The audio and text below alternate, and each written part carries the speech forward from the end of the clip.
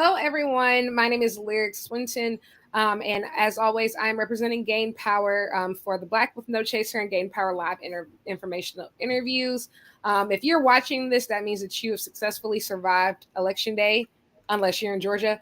I know that this is a big sigh of relief. We're a lot regardless of the outcome of any respective elections. Thank you to all of you throughout the progressive and democratic space who continue to do the work to make sure that our democracy stays strong and intact. We really appreciate all of you who devoted your hearts, blood, sweat, and tears into the elections, and will continue to do this work heading into 2023 and 2024. So give yourselves a pat on the back.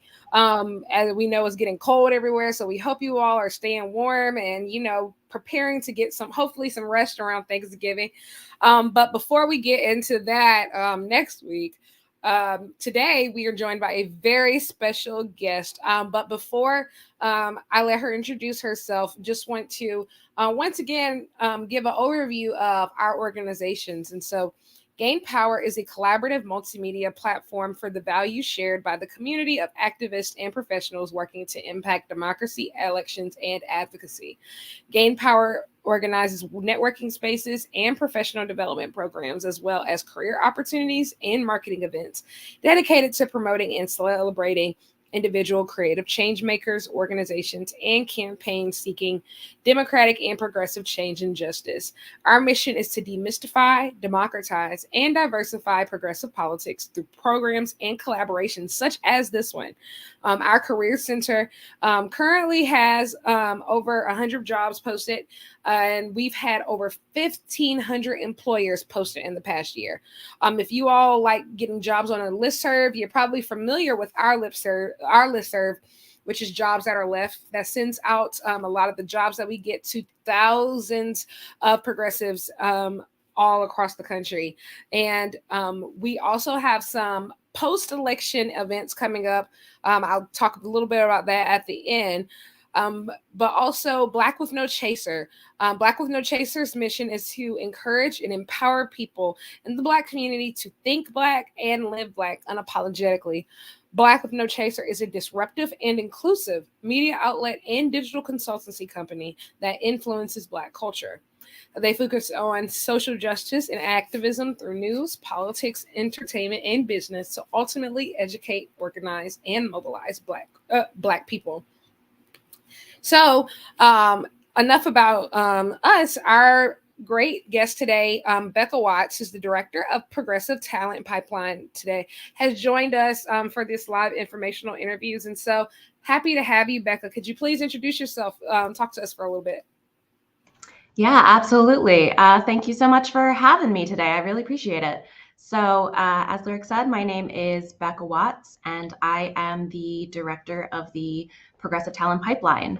And I'll just give a little bit of the spiel about what Progressive Talent Pipeline is, and then happy to go further into it if you'd like. But we started in 2018. It was a collaborative effort of a couple different organizations and individuals, and really thinking about building the bench of progressive talent, of folks who wanted to be staffers. At that point in time was just focused in Congress, and now we're looking at Congress and the executive branch, so at the federal level. We had seen that a lot of times they were really insular hiring experiences, right?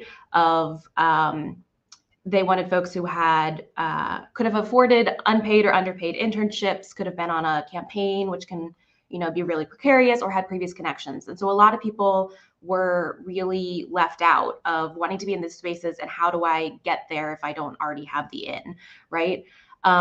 We started in 2018, so it was also a moment where we were thinking about there's going to be a need for more progressive staffers, but there was also a lot of excitement around it, of people thinking for the first time, I think I'd like to be in politics. I didn't think there was a space for me. How do I do that?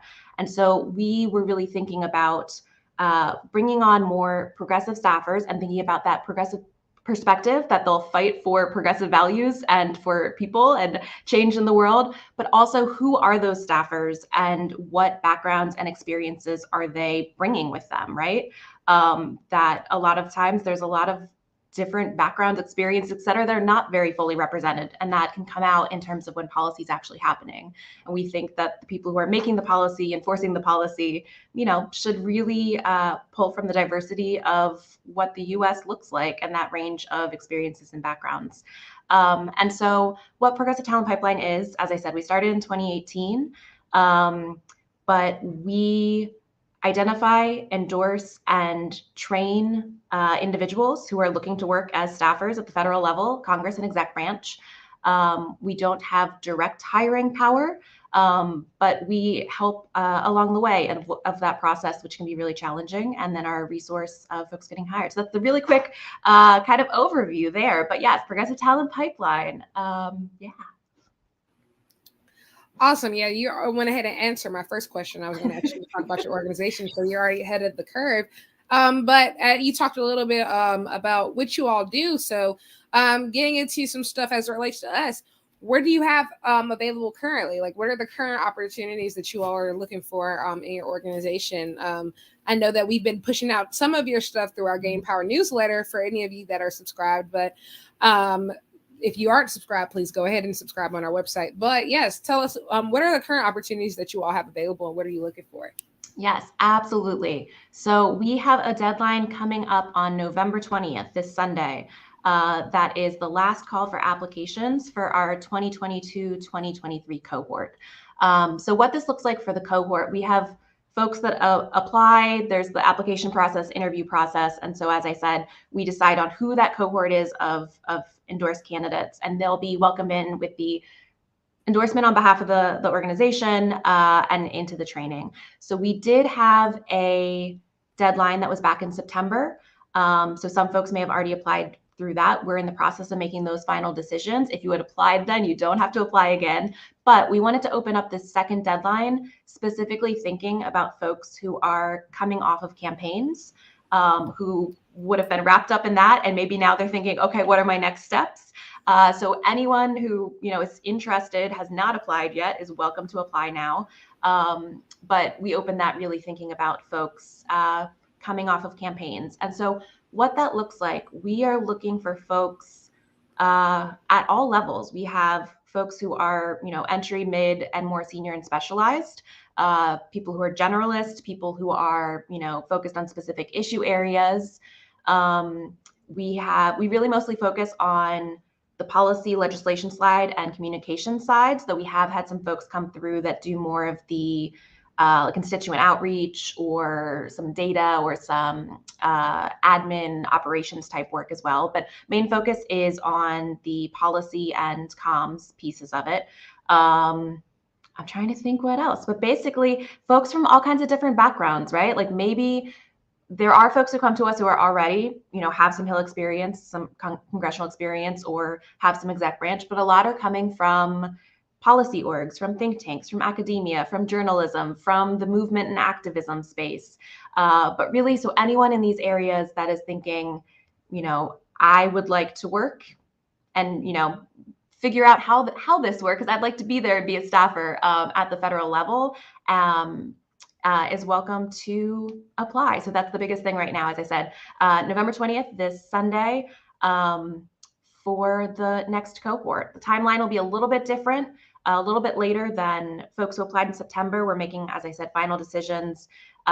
Will be out this month, and then we'll be starting a round of trainings in December. But this November 20th date, folks will get incorporated in a little bit later, but definitely want to get the word out there, especially for folks coming off of campaigns thinking, what am I doing next?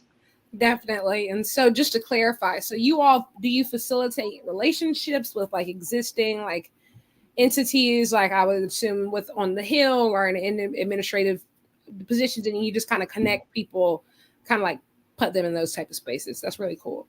Yeah, and I can go into that a little bit too. So there's a couple pieces to it. Part of it is as I said, we don't have any direct hiring power. Would be great if we did, but we don't have any direct hiring power, to clarify. We offer the endorsement, so people can use on their application materials that they're endorsed by Progressive Talent Pipeline.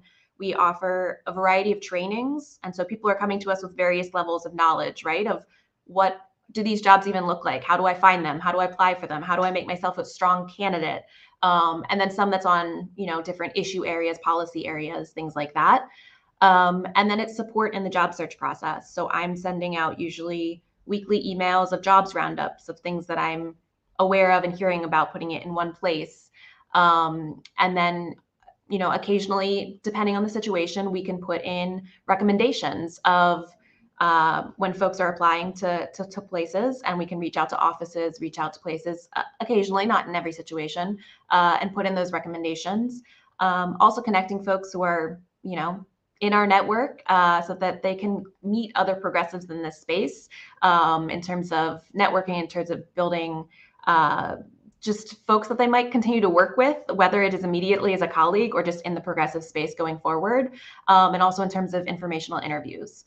So really helping out the candidates there. And then we're also a resource, right, where offices are hiring, and we're one of their many options, I'm sure Gain Power as well, of saying, hey, help us promote, we want to get good people in. So we're hearing about what some of these openings are. We're able to say, hey, here's a curated list of resumes for their consideration in the process. Wow, that sounds really cool. And so you talked a little bit about this earlier, but what is the importance of diversity to your organization, specifically as it relates to women and minorities in our space, which is obviously sometimes overlooked, but so very important? Yeah, absolutely. So that is really important to us, as I kind of alluded to in the opening piece of a lot of times in these roles, it's just been really unbalanced in terms of who is in these roles of power that are impacting what the policy is, how it's implementing things that are affecting our day-to-day lives, and then what the diversity of this country actually looks like. And so, staffers are really a backbone to what is happening.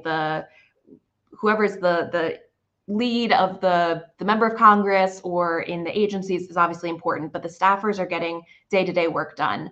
And so it's really important to have that diversity of, if there's talking on a specific issue or a specific program, if everyone is thinking about it just theoretically, okay. But if you bring someone in who's like, no, I've experienced this, and let me tell you, here's what you need to actually be thinking about. Or I'm connected to this community, and this is really important. This is what you're not seeing. This is what you're overlooking.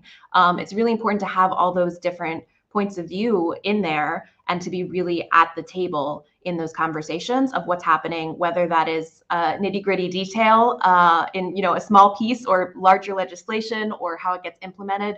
But really important, just because historically, right, it hasn't been very representative, and so wanting to help make that happen. So absolutely, we really do think that, as I said, the folks carrying out and implementing the policies that govern our society should represent the diversity of the U.S. and be able to understand and respond to the needs of communities that can't afford high-priced lobbyists. So.